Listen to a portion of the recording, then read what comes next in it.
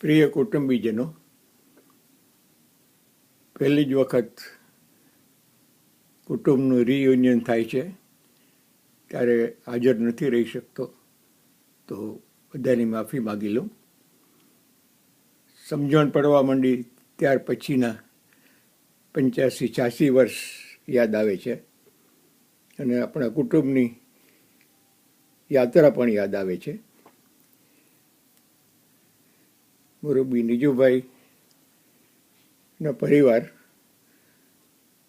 આજે કેટલો આગળ વધી ગયો છે એ તો આપણા બધા મળશું ત્યારે જ ખ્યાલ આવશે. સૌથી પહેલી જે વાત મને યાદ આવે છે એ છે કે નિજુભાઈની ઓનેસ્ટી અને ઇન્ટેગ્રિટી, જેના ફળ હું માનું છું આપણને બધાને મળ્યા છે.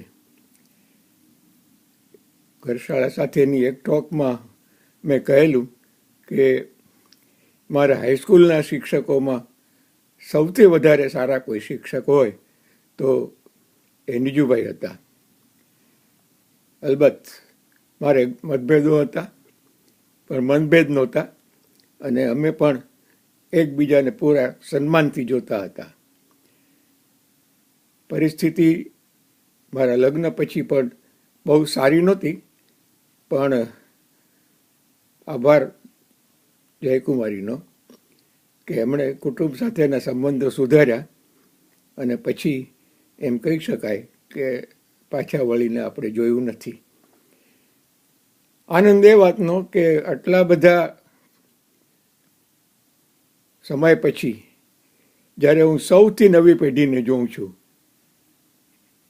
છોકરાઓ છોકરીઓ, અને જે એમણે સિદ્ધિ મેળવી છે અને ભવિષ્યમાં મેળવવાના છે એમાં કંઈ શંકા નથી, એ જોઈને ખૂબ જ આનંદ થાય છે. મૂળ ધંધો અમારી ભાષામાં કહીએ તો માસ્તરનો, જે નિજુભાઈએ જાળવ્યો, મેં જાળવ્યો, અને ત્યાર પછી બહેનો જયકુમારી, થોડો વખત કમલેશ, નિશેન્દુ, નિશિત અને ઓછે વત્તે અંશે બધાએ, નિધિ છેવટ 2 વર્ષ કામ કરી આવી નિશિતની દીકરી.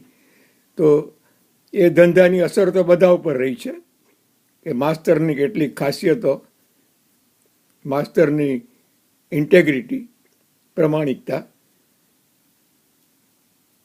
નિજુભાઈ એમ કહી શકાય કે રિઝર્વડ સ્વભાવના, એમની સાથે વાત કરવી, શરૂ કરવી જરા મુશ્કેલ પડે.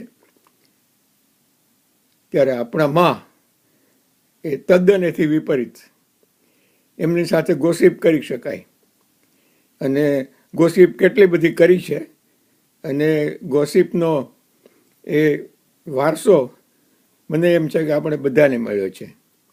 અમે કોઈ વાર ટીવી જોતા હોય અને કોઈ પ્રશ્ન આવે કે આ કોણ એક્ટર છે, કઈ ફિલ્મ છે, ક્યારે બહાર પડી, તો બેલાના હાથમાં આઈપેડ હોય અને ગૂગલમાં જોઈને કયું શું છે, કેમ છે, એ બધી વાત આપણને જાણવા મળે. અને આ પ્રમાણે અનેક વસ્તુઓ, અને માની સાથે આપણે જે મજાક કરી છે, એમણે આપણી મજાક સહન કરી છે. આપણે એમના દાખલાઓ બધા હજી આજે પણ યાદ છે. કાંઈક પણ બને તો એમની પાસે એક તો ઉદાહરણ હોય જ. તો એ પરિસ્થિતિમાં આપણે બધા ઉછર્યા. હું લાંબો વખત જુદો રહ્યો, પણ પછી જે કુટુંબ સાથેને એકતા આવી, એકાતીમાં આવ્યું, એનાથી આપણે બધા બહુ જ નજીક આવ્યા. અને આજે તો હવે રિયુનિયન સુધી પહોંચી ગયા. કેટલી સિદ્ધિ કોણે મેળવી છે એ તો આપણે તમે બધા વાત કરશો ત્યારે ખ્યાલ આવશે. સૌથી પહેલાં અમેરિકા આવનાર નિશેન્દુ, એની પાછળ અમે બધા આવ્યા, ભાઈઓ આવ્યા, પુત્રવધુઓ અમારે મળી, એક દીકરીની સાથે જ ઊભી રહી. આ બાબત વસાવડા કહેવા એ જાણવું હોય તો હું ઈચ્છું કે કાલિંદી કંઈક વસાવડા વિશે જરાક ભલે ન ગમે એવા કદાચ પણ મજા આવે એવા સાર્કેસ્ટિક શબ્દો પણ વાપરી શકશે. તો એમને રિક્વેસ્ટ કરું કે તમે પણ કંઈક બોલજો, હજી અત્યાર સુધીમાં ના બોલ્યા હો તો. અને બોલવામાં જો આ થાપ ખાઈ ગયા હો તો વસાવડા વિશે કંઈક કહેજો. વસાવડાની ઘણી ખાસિયતો છે. પહેલી વાત એ કે અમે આળસુ ગણાય. પડ્યા છો શું એ અમારા માટે કાયમ. અનંત શૈનમ, પથારીમાં પડ્યા જ બધું કરવું, વાંચવું, લખવું, એ બધી ટેવો ઘણા બધામાં રહી છે. પણ એ ટેવની સાથે સાથે કામ કરવામાં કોઈ પાછા વળીને જોયું નથી. અને આજે આપણી પેઢી ઘણી બધી આગળ વધી ગઈ છે. તો અત્યારે મારી પાસે શબ્દો નથી. મારી ગેરહાજરી મને પોતાને જ ચાલે છે. પણ હવે હિંમત નહોતી આવવાની. આવી શકો તો પાછા આવવાની શંકા હતી. એટલે જરાક ખોટું સાચું કંઈક બોલીને તમને બધાને આવકારું છું. અને વારંવાર આવા રિયુનિયન થતા રહે. અને ભવિષ્યમાં હવે તો નવી પેઢીના છોકરાઓ અહીંયા આવી ગયા છે. એટલે કદાચ અમેરિકામાં પણ નાનું એવું રિયુનિયન બને એમ આશા રાખીએ. અને સૌને શુભેચ્છાઓ. અને સૌ આનંદ કરો. બધી રમતો રમાશે મને ખબર છે. રમી કોડીની શોધ તો ઘણા વખતથી ચાલતી હતી. અને કેરમ રમાશે. એમાં ઝઘડા પણ થશે, દગા પણ થશે, બહુ પ્રેમથી. એ બધું યાદ આવે છે. કુટુંબમાં કેટલાક અણગમતા બનાવો બની ગયા.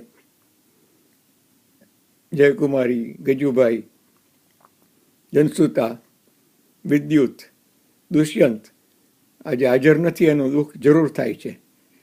છતાં સમય પ્રમાણે બધા આગળ વધવું જ પડે છે. અને એ પ્રમાણે આગળ વધશું આપણે, એમાં કંઈ શંકા નથી.